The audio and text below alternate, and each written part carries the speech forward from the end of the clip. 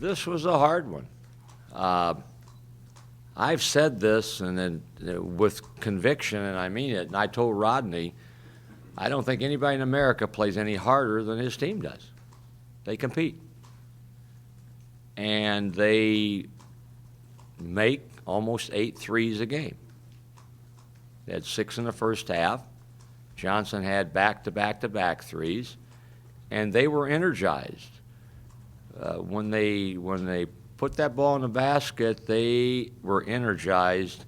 And I thought we got a little bit frustrated when we looked up at the scoreboard and said we're behind by 8 or whatever it was. And you can't do that. Offensively, when we drove in the first half, I thought we drove too fast. By too fast, I mean once they started, they got a little bit out of control. We got better as the game went on. But you have to be able to get in there and put yourself in slow motion, I told them, and we became a little better at it. Obviously, 41 free throws is indicative of the fact that you're in attack mode and you're crashing the boards. And we do a pretty good job of both.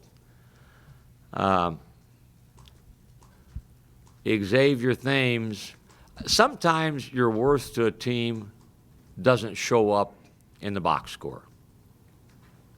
It does with Xavier. His worth, all you have to do is look at his stat line. And he's that good. He has been playing at such a level that we expect him to do what he's doing. A stat sheet that doesn't really give you his true value is J.J. O'Brien. We told him at halftime, J.J., don't let their 4-man get the first pass back to the elbow, because they hurt us with catching it where they wanted it. And he did a magnificent job of making it hard for them to go from wing to elbow.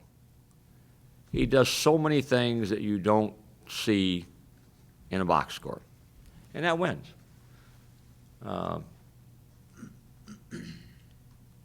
Winston finds ways to get to the rim. 14 free throws tonight. He's shooting probably as many free throws as anybody in the country. And he's big, and he's active, and he's athletic, and he's got to make sure he slows himself down when he drives.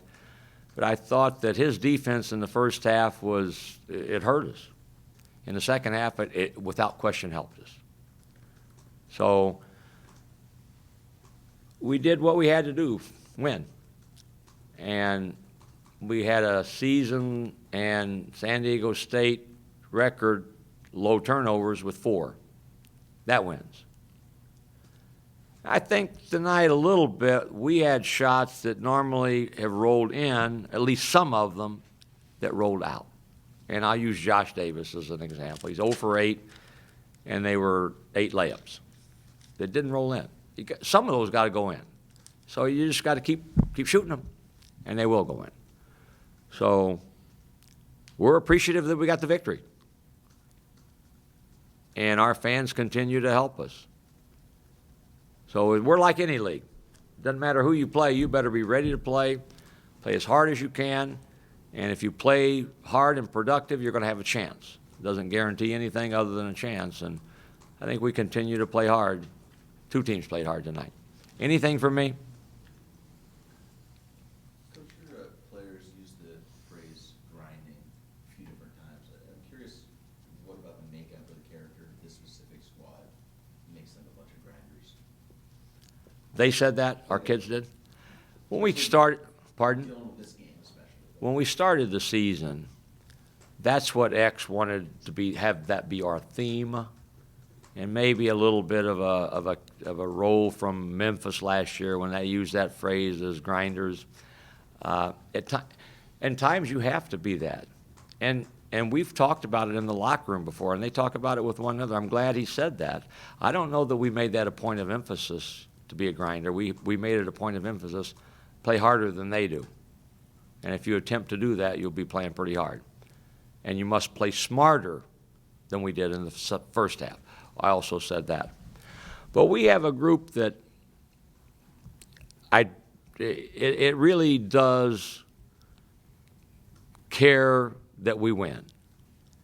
And it's hard to sit on the bench and not get a chance to play. And we had a couple guys tonight that didn't get a chance to play. But they were as happy in the locker room as the guys like X that played most of the minutes. And you have to stay that way. And we've got that better than most teams in the country and better than most teams we've had at San Diego State. So we have to keep that.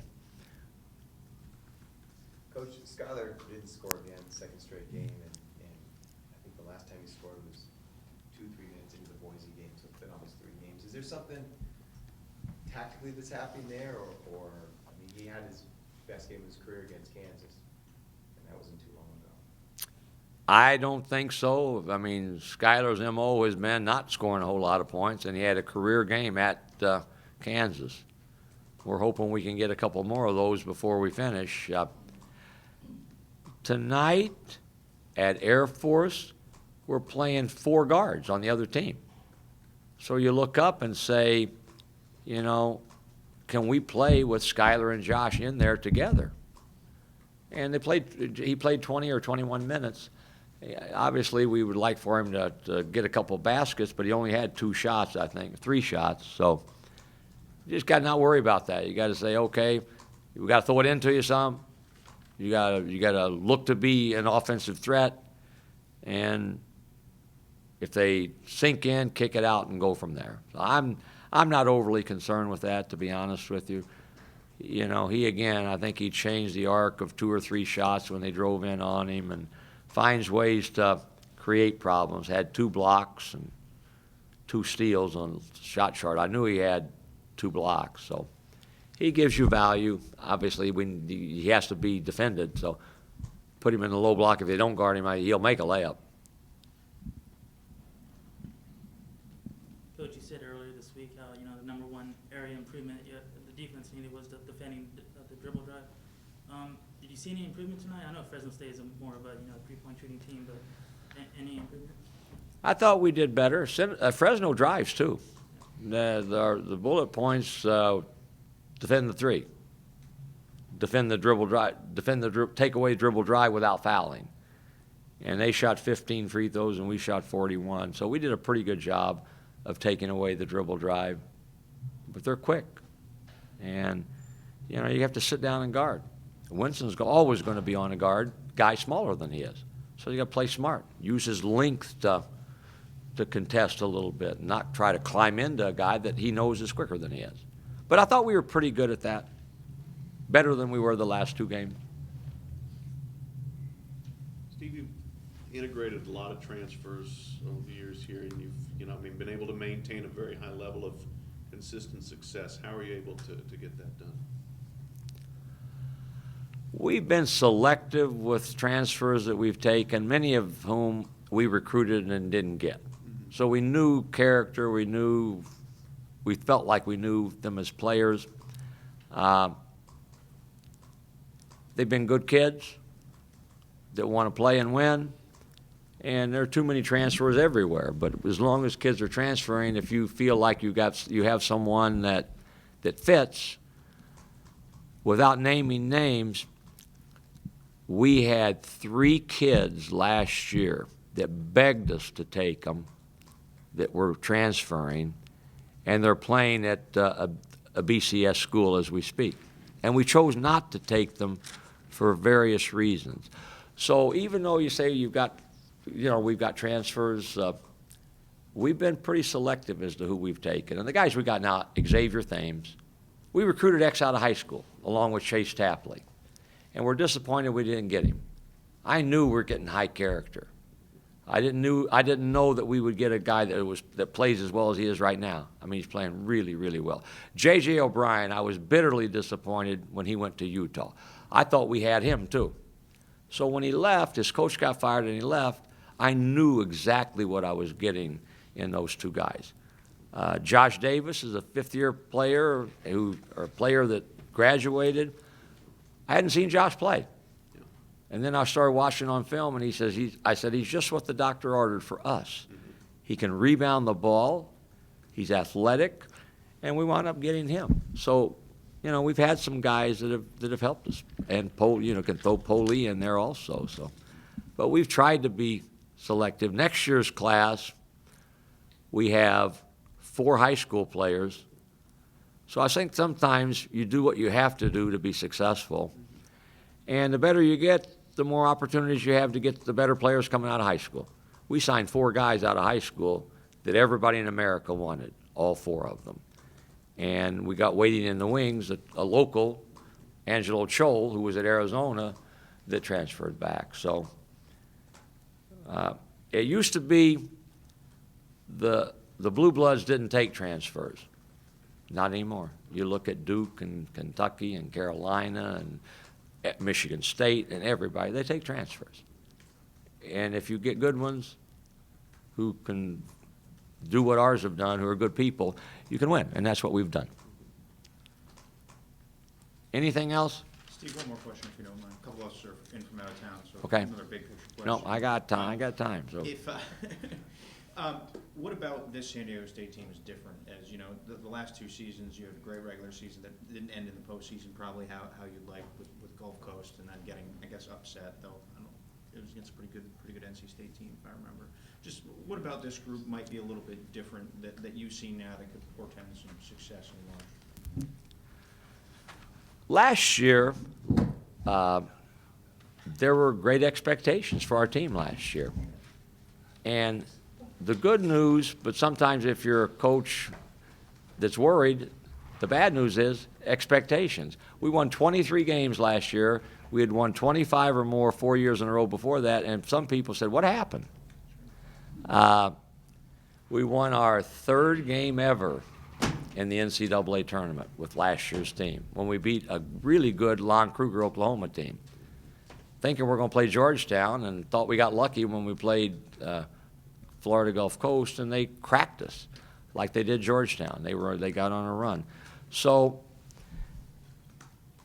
you have to get a little bit lucky in NCAA tournament if you're going to go where everybody wants to go, and I don't have to name things that have happened. I've been on teams that got unlucky. They got lucky and got all the way to the Final Four. And you have to have a little luck. I remember in the 80s, 85, I think, when Villanova was in Dayton, Ohio, we were the #1 seed.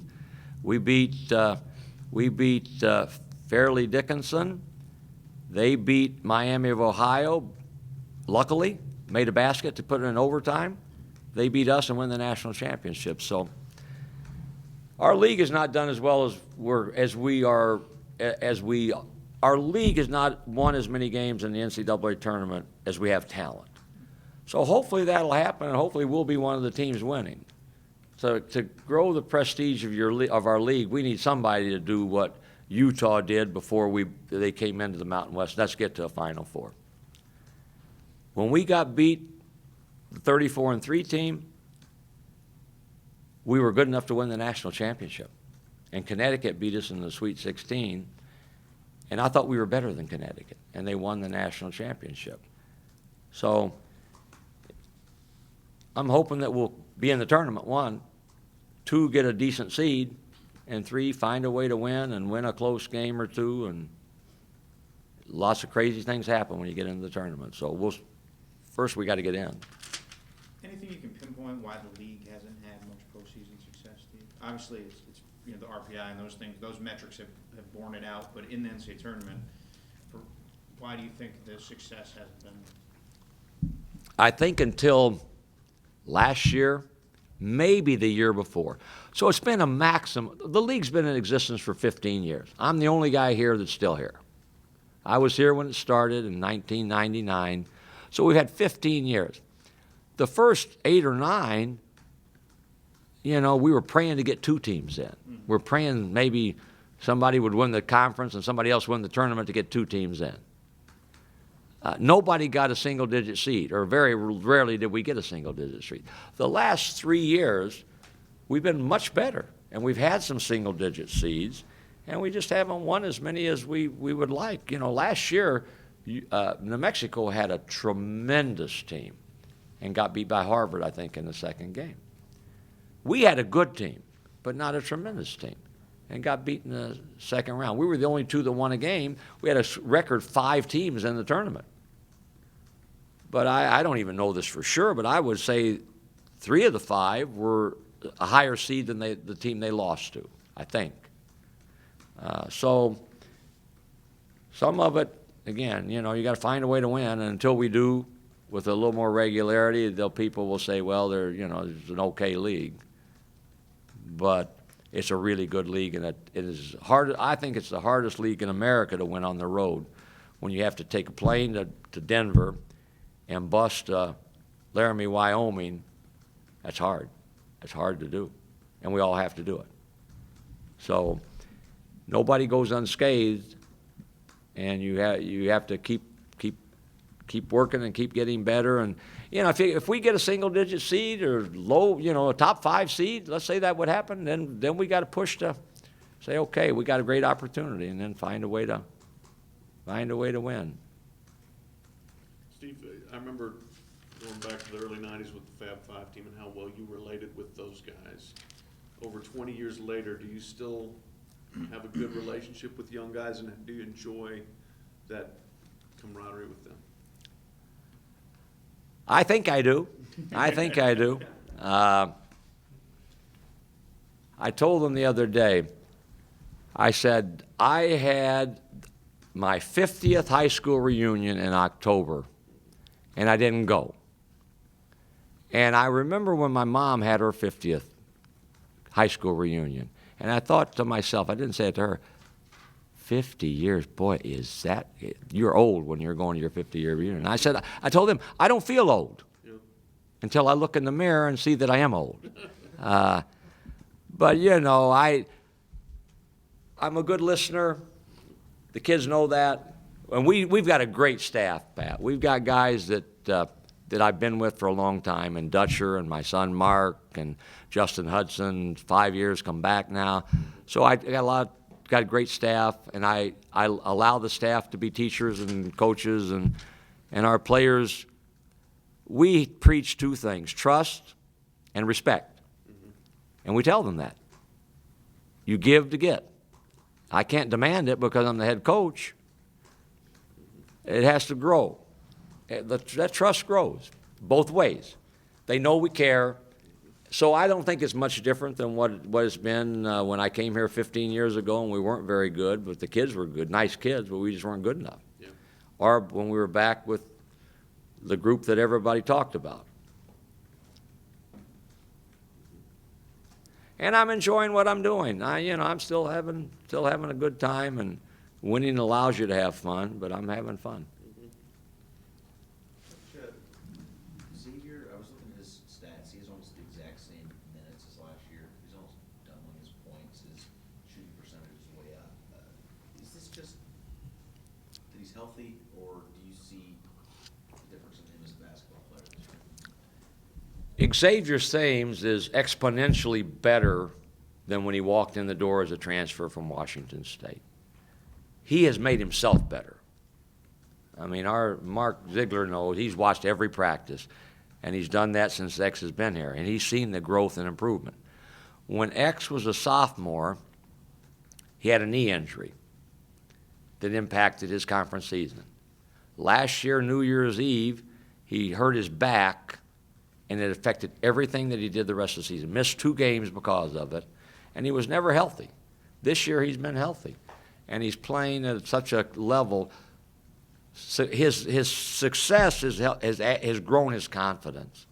He's doing things now with confidence that he was unsure he could do even when he was healthy.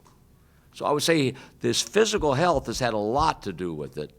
His playing well in some games against good people has made him think, I can do this against anybody.